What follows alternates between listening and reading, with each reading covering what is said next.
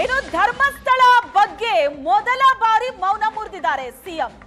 BJP ನಾಯಕರು ಸುಮ್ಮನೆ ನಮ್ಮ ಮೇಲೆ ಆರೋಪ ಮಾಡ್ತಿದ್ದಾರೆ.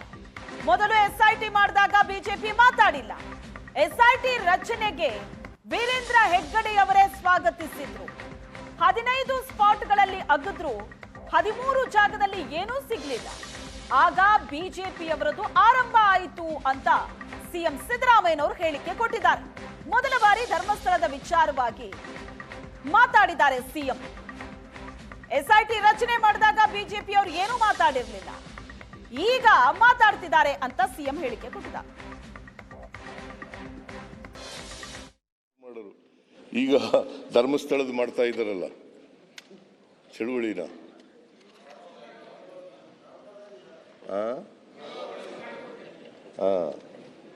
ಇದು ಧರ್ಮಸ್ಥಳದ ಹೆಗ್ಗಡೆಯವರೇ ಸ್ವಾಗತ ಮಾಡಿದ್ದಾರೆ. ಇವ್ರು ಹಿಡ್ಕೊಬಿಡೋದ್ರ ಅಲ್ಲಾಡ್ತಾ ಇದ್ದಾರೆ.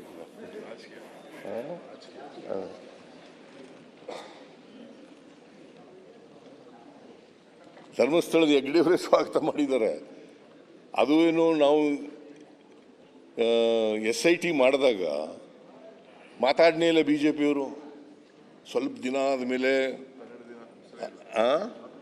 12 ದಿನ ಆದಮೇಲೆ ಅಲ್ಲಿವರೆಗೆ ಬಾಯಿನೇ ಬಿಚ್ಚಿರ್ಲಿಲ್ಲ ಇವರು. ಯಾವಾಗ 15 ಜಾಗಗಳೆಲ್ಲ ಡಾಕ್ಟ್ರೆ 15 ಜಾಗಗಳಲ್ಲಿ ಅಗೀತಾರೆ, ಅವ್ನು ತೋರಿಸಿದಂಥ ಜಾಗಗಳಲ್ಲಿ ಅಗೀತಾರೆ. 2 ಕಡೆ ಮಾತ್ರ ಸಿಗ್ತದೆ. ಒಂದು ಕಡೆ ಅಸ್ಥಿಪಂಜರ, ಇನ್ನೊಂದು ಕಡೆ ಮೂಳೆಗಳು ಸಿಗ್ತವೆ. ಅದು ಬಿಟ್ಟರೆ ಇನ್ನು 13 ಸ್ಥಳಗಳಲ್ಲಿ ಸಿಗೋದಿಲ್ಲ. ಅದು ಗೊತ್ತಾದ ಮೇಲೆ ಶುರುವಾಗೋಯ್ತು ನೋಡಿ ಬಿಜೆಪಿಯವ್ರದ್ದು ಎಲ್ಲ. ಅಲ್ಲಿವರೆಗೆ ಏನು ಬಾಯಿ ಮುಚ್ಕೊಂಡಿದ್ರು ಸುಮ್ಮನೆ.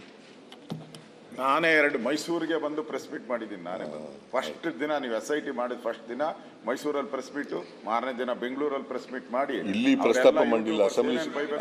Assembly ಶುರುವಾಯ್ತಲ್ಲ, assembly